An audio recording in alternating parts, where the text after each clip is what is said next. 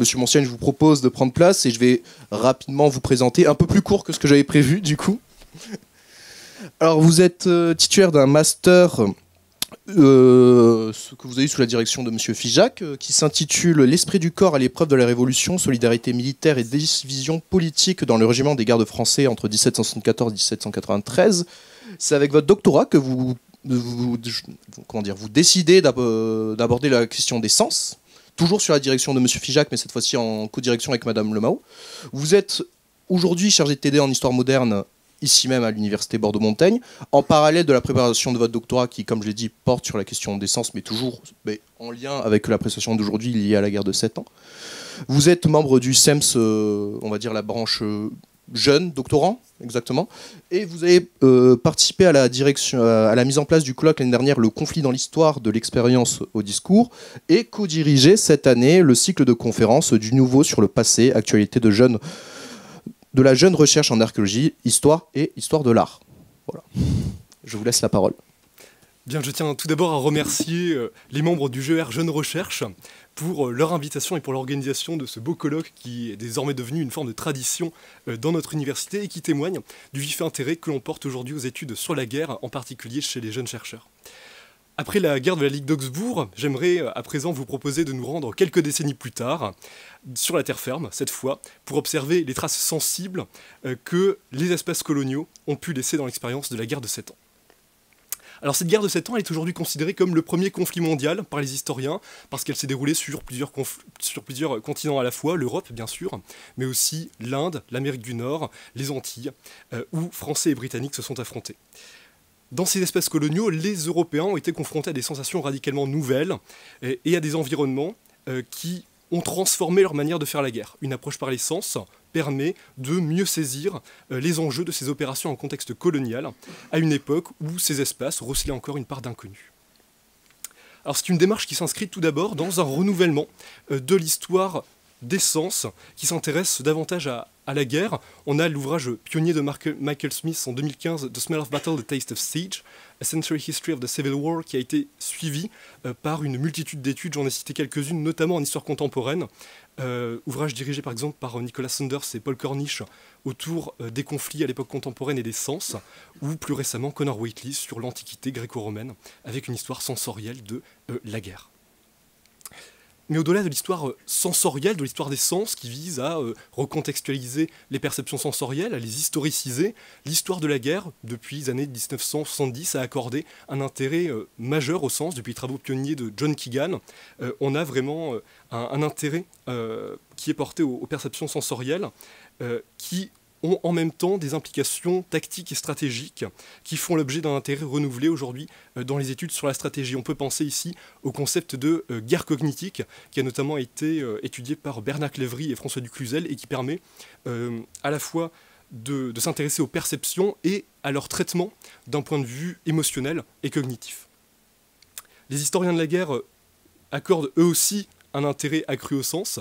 Je citerai ici l'ouvrage récent de Jean-Marc Kowalski et Olivier Chaline sur les opérations de l'amiral de Grasse durant la guerre d'indépendance américaine, où ils ont très bien montré que ce qu'on considérait jusque-là dans l'historiographie comme des cas d'insubordination, des cas de désobéissance, s'explique en réalité, non pas par un état d'esprit rebelle des capitaines sous le commandement de Grasse, mais par les difficultés qu'il y avait à lire les signaux en mer en raison de conditions météorologiques défavorables. Avant même l'intervention française en Amérique durant la guerre d'indépendance américaine, les Français, au cours de la guerre de 7 ans, ont eu l'occasion de projeter des forces en nombre important sur le continent américain, ce qui a permis à ces soldats de découvrir ces mondes nouveaux. Donc pour les militaires européens qui l'ont vécu, la guerre dans les territoires coloniaux a été une expérience du déracinement et une confrontation avec l'étrangeté radicale de ces espaces. Elle se manifeste, cette étrangeté, par un ensemble de perceptions sensorielles, nouvelles, qui commencent dès le voyage en mer. Alors à cette époque, la paroisse est encore le territoire du quotidien. On vit, on se marie, on meurt dans un espace de quelques kilomètres autour de chez soi.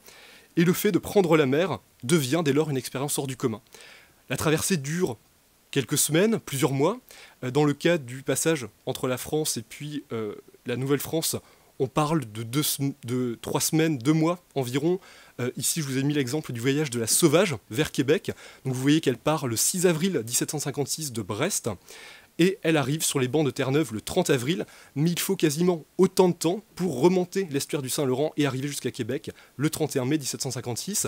Ce passage dans ce sens de l'Atlantique est particulièrement difficile en raison du Gulf Stream, puis de son prolongement, la dérive nord-atlantique, mais aussi des vents d'ouest qui compliquent la traversée. Dans le cas de l'Inde, la traversée va se compter en mois.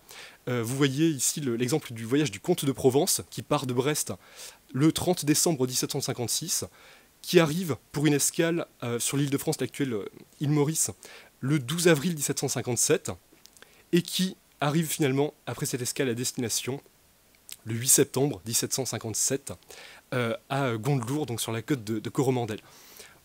On est vraiment sur des voyages au long cours, au cours desquels les militaires européens embarqués vont être exposés à un ensemble de perceptions sensorielles désagréables, à des nuisances nombreuses à bord des navires. On peut bien sûr penser au mal de mer qui va toucher les soldats durant les premiers temps de la traversée, mais aussi à l'atmosphère épaisse de l'entrepont, où vont se mêler des odeurs, des effluves corporels, mais aussi des odeurs de nourriture, de moisissure, qui vont entraîner aussi des maladies nombreuses. Lorsqu'ils sortent sur le pont pour prendre l'air frais, les militaires sont finalement confrontés à la monotonie sensorielle de l'océan, monotonie visuelle, puisqu'ils n'ont autour d'eux que le bleu infini de l'océan, monotonie olfactive aussi. L'environnement marin est très monotone d'un point de vue olfactif, on a simplement des effluves marines qui se répètent et qui se succèdent tous les jours, et donc finalement, lorsqu'ils arrivent dans ces mondes coloniaux, ils vont découvrir la Terre, non seulement par la vue, mais par l'odorat. C'est ce qui apparaît dans de nombreux témoignages, ici par exemple chez Henry Pringle, lieutenant britannique qui arrive sur les côtes américaines et qui écrit à son frère « Au fur et à mesure que nous approchions de la Terre, nous découvrions quelque chose de nouveau, soit par sa forme, soit par son odeur. » Car si cette dernière pouvait nous sembler étrange, après avoir passé tant de temps en mer, le parfum des pins était extraordinaire et ce fut le plus agréable que j'ai jamais éprouvé. Donc ici, le parfum des pins, qui aurait pu être parfaitement banal dans une forêt européenne, devient un élément apprécié à l'issue d'un long voyage en mer. Et dans certains cas, les odeurs de la terre arrivent avant même la vue, et ce sont les premiers éléments que les marins et les soldats vont percevoir de des nouveaux mondes coloniaux, avant même de les voir. C'est notamment le cas autour de Ceylan, autour de l'Inde, où le commerce des épices est particulièrement dynamique. Il y a les Néerlandais notamment qui sont particulièrement impliqués dans ce commerce-là, et ils vont brûler des résidus de cannelle, des résidus d'épices, et les jeter à la mer.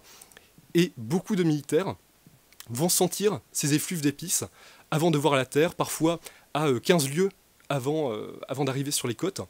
Donc c'est vraiment une expérience polysensorielle, cette découverte des mondes coloniaux, et cela continue ensuite lorsque ces militaires vont avoir l'occasion d'explorer ces territoires coloniaux plus en détail. Il y a deux dimensions, il y a deux rapports assez extrêmes à ces mondes coloniaux. D'une part, une fascination, et de l'autre, une forme de méfiance, voire de crainte vis-à-vis de ces mondes nouveaux. Fascination, parce que ces mondes vont convoquer tout un imaginaire biblique. Les militaires comparent ces mondes au Jardin d'Éden. Ici, Edward Thompson, qui est officier de marine, affirme à propos de l'île de Ceylan, que ce lieu semble avoir été choisi par le dieu de la nature pour accueillir les arbres fruitiers les plus sucrés, et les plus beaux de la création.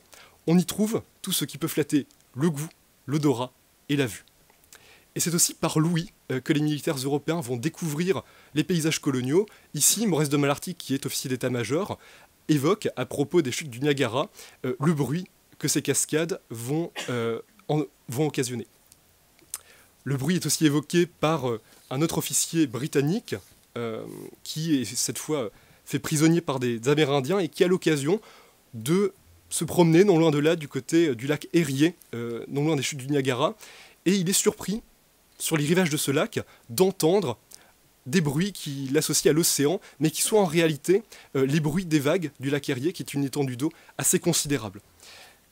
Alors, ce qui est particulièrement intéressant dans le cas de Thomas Gist, c'est que ce n'est pas un Britannique. C'est quelqu'un qui est originaire des 13 colonies, et finalement, ces mondes coloniaux ont aussi surpris, par leur nouveauté, des soldats qui étaient originaires du continent américain, mais qui n'avaient finalement découvert qu'une toute petite partie de l'Amérique du Nord, et qui, avec la campagne contre la France, vont avoir l'occasion d'explorer les étendues septentrionales du continent. Et donc dans ces étendues, ils vont pouvoir assister, comme ici, à des phénomènes particulièrement curieux. Ici, c'est une aurore boréale qui est décrite par le soldat J. Busfitch, originaire lui aussi des 13 colonies, et il compare cette aurore boréale à des cercles de fumée, dit-il, à des formes de chevaux en mouvement. Tout cela, finalement, ressemble à la représentation, écrit-il, d'un engagement, d'une bataille dans laquelle on trouve des troupes de chevaux particulièrement dynamiques et curieusement peintes. On voit ici finalement que le contexte de guerre n'est jamais loin, même dans l'interprétation des paysages coloniaux et des phénomènes étrangers. On ne peut jamais s'extraire complètement de ce qui se passe autour de soi. Et c'est quelque chose qu'on va retrouver de façon récurrente dans les témoignages de militaires européens. On a de très nombreuses analogies entre la nature et le monde militaire. Les lucioles, par exemple, que le lieutenant John Knox va observer au cours de ses campagnes en Amérique, lui évoquent l'éclair qui est produit par la platine d'un fusil lorsque l'on tire avec. Et lors du siège de la Havane, en 1762, Henry Pringle et ses camarades vont confondre ces mêmes insectes, les lucioles, avec des projectiles ennemis. Même dans l'interprétation esthétique du paysage, la guerre est toujours présente en filigrane. Elle rappelle toujours aux militaires le danger qui est présent autour de lui. Et il y a même une contradiction assez forte finalement entre le fait d'apprécier le paysage et l'attention nécessaire que les militaires doivent accorder, porter à leur environnement en campagne. En plein siège de Québec, John Knox, qui est lieutenant dans l'armée britannique, profite d'un moment de répit pour admirer le saut de Montmorency, qui est une cascade, une chute d'eau au nord de la ville. Mais tandis qu'il réalise un croquis de la cascade, il manque d'être tué par un soldat français qu'il n'avait pas vu, qui était dissimulé de l'autre côté de la rivière.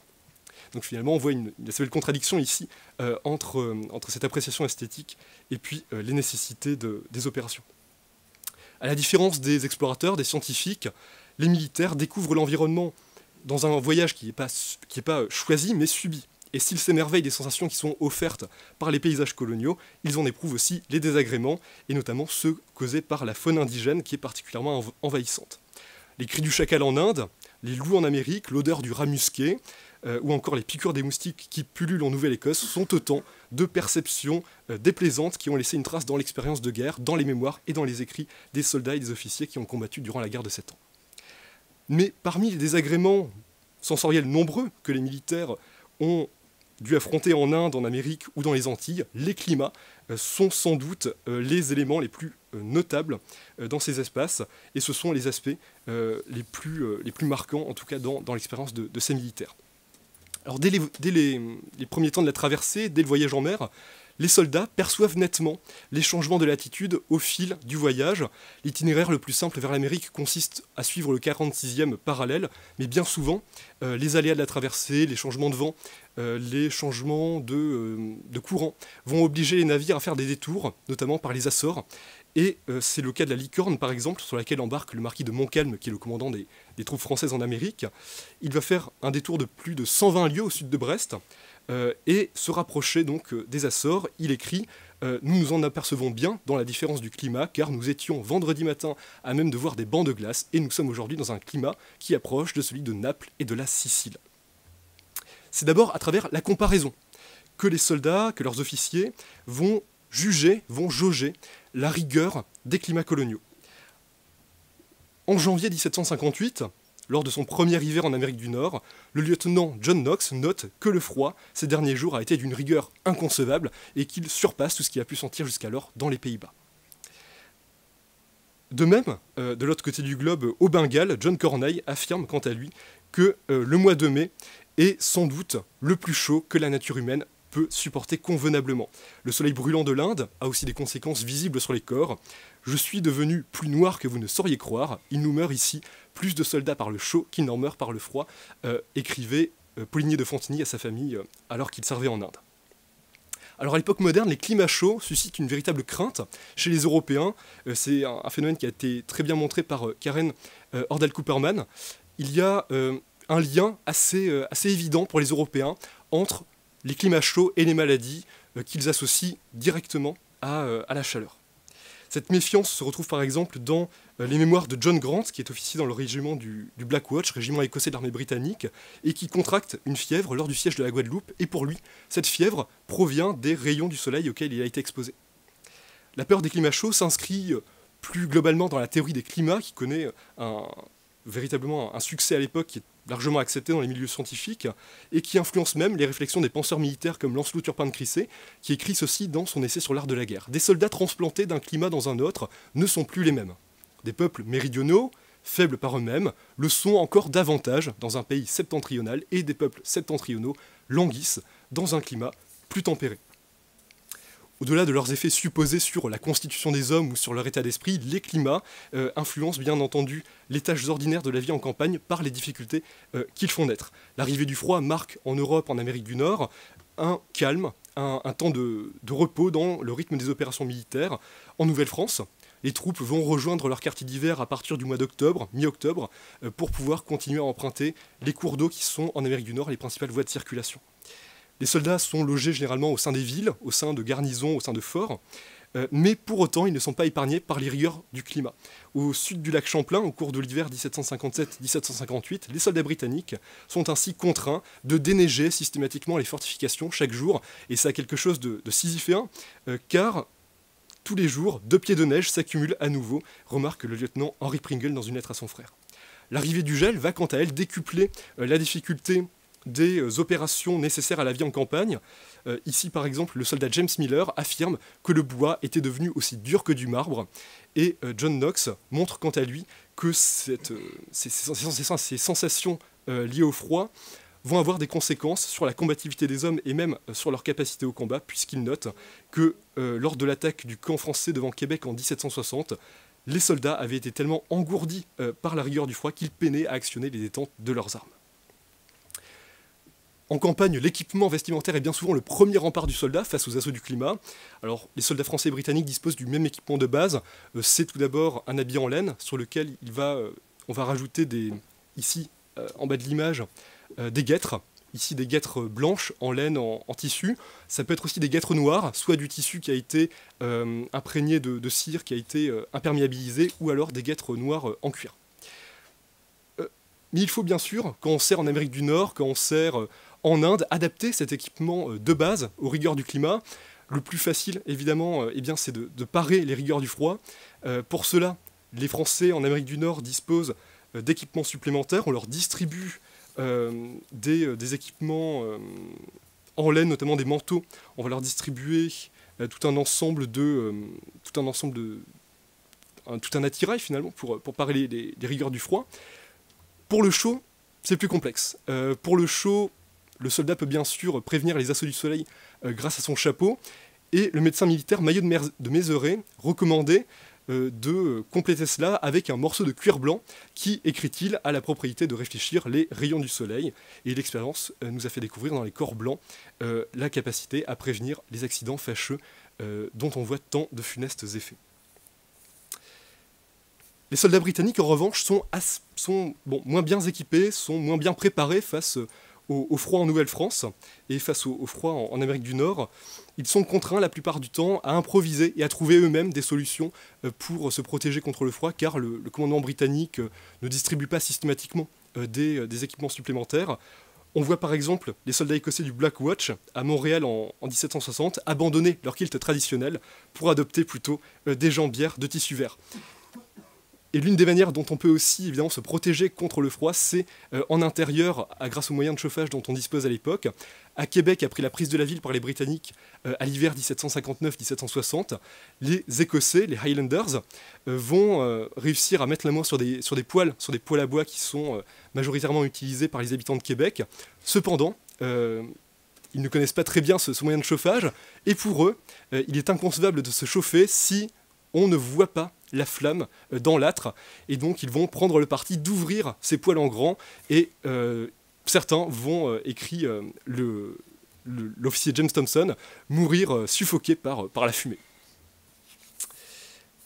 Donc à travers tous ces exemples, on voit finalement que les rigueurs du climat, les difficultés physiques de la vie en campagne vont avoir des conséquences concrètes sur la manière dont on va mener les opérations, et c'est quelque chose que je vais à présent approfondir à travers la question du terrain et des paysages. On ne conçoit pas quelle peine il faut pour voiturer une artillerie considérable, 250 bateaux de vivres pour 6 semaines, pour 10 000 hommes. Le tout sans chevaux ni bœufs, à bras d'hommes, Aussi ne pourra-t-on apprécier en Europe le mérite des opérations faites en Amérique. La fatigue ne s'en conçoit pas et il est impossible d'en donner une juste idée. Alors ces quelques lignes sont écrites par Louis-Antoine de Bougainville, célèbre explorateur qui servait à l'époque en Amérique du Nord en tant qu'officier d'état-major auprès de Montcalm. Et il parle ici du siège du fort William Henry en 1757, fort britannique qui a été assiégé par les Français. Je vous ai mis ici la carte des opérations en Nouvelle-France. Et donc vous voyez que le fort William Henry se trouve ici, sur les bords du lac Saint-Sacrement, près du fort Carillon qui était aux mains des Français. Et les Français vont longer les rives du lac Saint-Sacrement pour atteindre ce fort William Henry sans chevaux, qui n'étaient pas sans chevaux ni bœufs, qui n'étaient pas disponibles en nombre suffisant à l'époque en Nouvelle-France.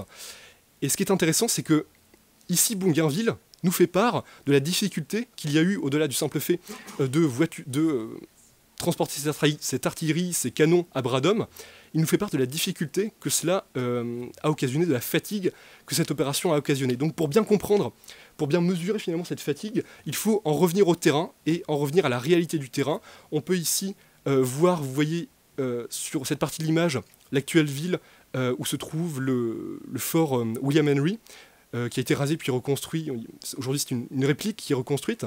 Et les Français sont donc arrivés de cette partie du lac. Ils ont longé les rives et ils sont venus assiéger le fort tout autour. Quand on fait une coupe du relief sur ce lac Saint-Sacrement, puis sur le lac Georges, qui est ici sur la carte, on voit très bien que le dénivelé est particulièrement important. On a ici une zone plane qui correspond en fait au lit du lac. Ici, vous le voyez, on a encore une zone plane qui correspond à une avancée du lac juste ici. Mais tout autour, finalement, sur un dénivelé qui atteint plusieurs centaines de mètres, ici une altitude de 500 mètres, on a un escarpement particulièrement vif, et c'est sur ce terrain que les Français ont dû transporter leur artillerie à bras d'homme. Et même aujourd'hui, vous voyez, avec les travaux de terrassement sur cette partie pour construire la route, on a sur quelques dizaines de mètres un dénivelé qui est particulièrement abrupt. On est ici géographiquement sur les contreforts de la chaîne des Adirondacks, et évidemment, cela a fortement contraint les opérations françaises dans cette partie de l'Amérique du Nord. Évidemment, les décideurs militaires, les décideurs politiques, ont cherché à préparer les hommes au mieux à ces difficultés des opérations en campagne. Par l'entraînement, on est à une époque où les opérations amphibies, juste nous en a donné un exemple, commencent à se développer. Dans le cas britannique, il y a eu de très nombreux exemples de ces opérations amphibies, de ces opérations conjointes entre la Royal Navy et puis l'armée de terre. Dans un livre dirigé par Andrew Benford, publié récemment chez Elion, on a plusieurs études de cas sur ces opérations amphibies au XVIIIe siècle. Du côté français, on n'a pas beaucoup d'exemples d'opérations conjointes entre la Royale et puis l'armée de terre.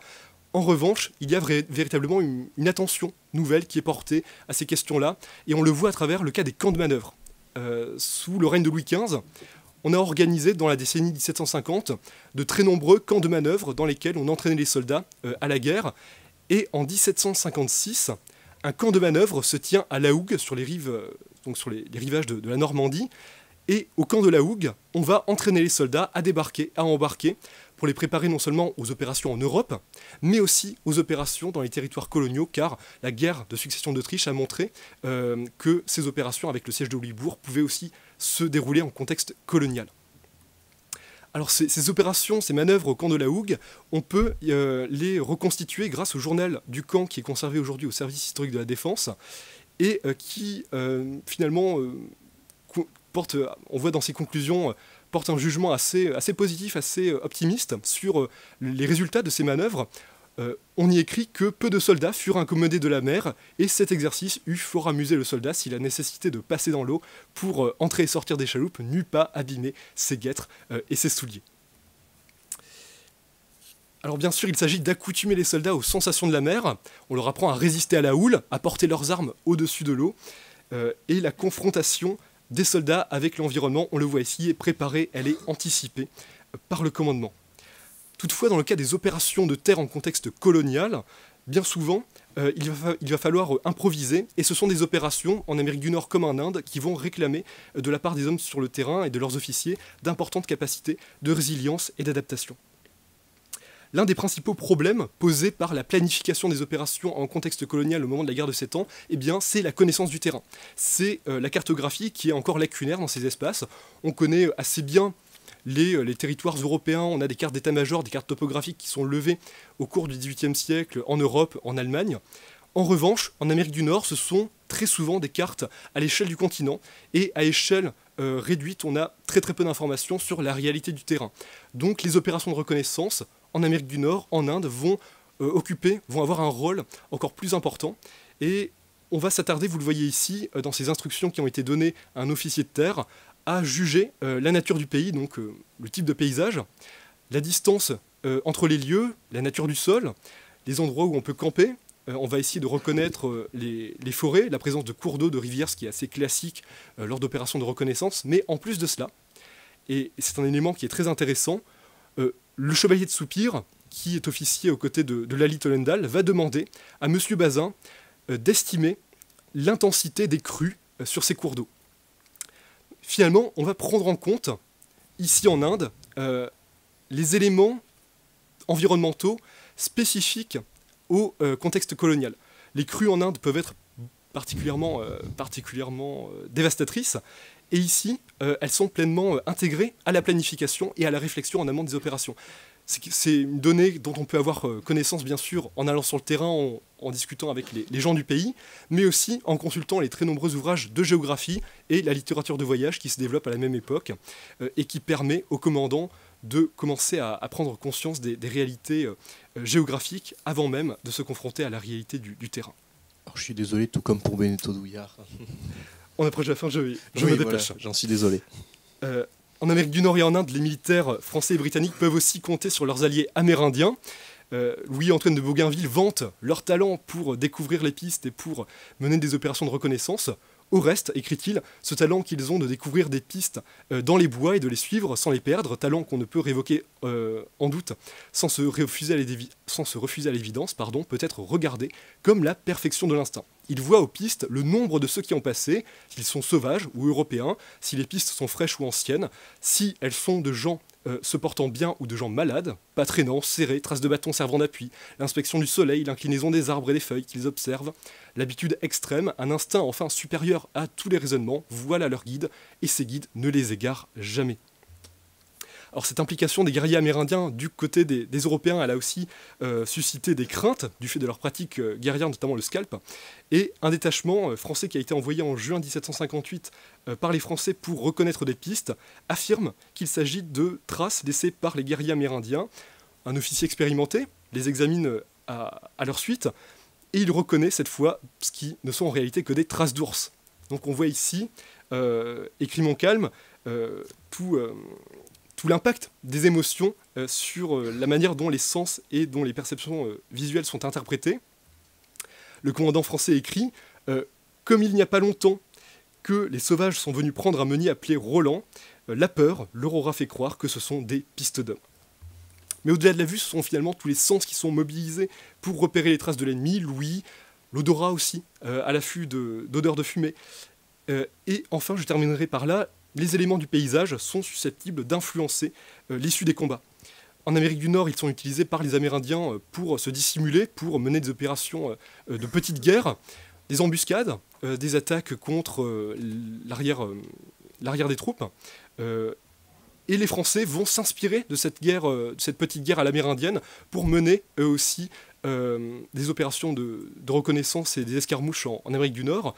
Les Amérindiens portent un jugement assez cruel sur les Français au début de la campagne, parce que Duplessis note à propos de leur regard sur la guerre à l'européenne, ils se moquent de nos troupes qu'ils virent combattre dans l'affaire où M. de Diesco fut pris. Ils étaient, disent-ils, comme une muraille qui ne branlait pas, malgré la grêle des coups de fusil, et marchaient toujours sans craindre la mort, ce qui est un manque d'esprit selon eux. Ils disent qu'une vingtaine des leurs les auraient tous tués l'un après l'autre, comme des tourterelles.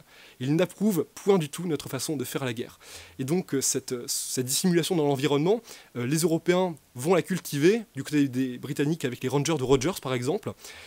Et à la fin de la guerre, on arrive à un moment où on a pu s'inspirer de cette guerre à l'amérindienne. On se fond davantage dans la végétation. Mais ce n'est pas appliqué systématiquement. on en a l'exemple lors de la bataille des Plaines d'Abraham le 13 septembre 1759 devant Québec, où les Français et les Britanniques vont combattre en ligne, ce qui va être très défavorable pour les Français. Ce que Pierre Pouchot, officier français, va expliquer par les blés, qui servent à se dissimuler, mais qui vont aussi occasionner des fatigues supplémentaires pour les troupes. Donc je conclurai ici en disant que finalement l'étude sensorielle des conflits coloniaux ouvre non seulement une fenêtre sur l'expérience intime des soldats, mais aussi de nouvelles pistes d'explication pour repenser la stratégie militaire à travers le prisme des perceptions environnementales. Au-delà des éléments explicatifs que l'on trouve dans l'histoire des batailles et des manœuvres, l'analyse des sensations révèle comment le milieu lui-même a pu influencer la conduite des opérations à échelle d'homme.